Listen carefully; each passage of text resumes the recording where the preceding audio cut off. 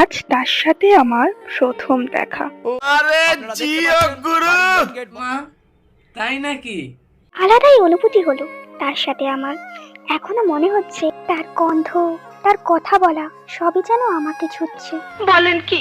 হুম, সেটা আমি বুঝলাম, কিন্তু দিদি তুমি এরকম হটনি হয়ে কথা বলছো কেন?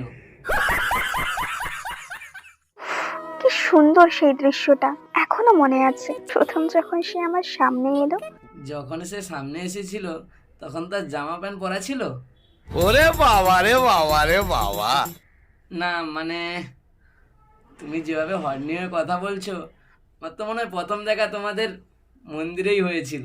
ফালতু কথা একদম কবি নে। মনে কি সুন্দর ধুকপুক করছিল, একটা আলাদাই মজা হচ্ছিল আমার ভেতরে।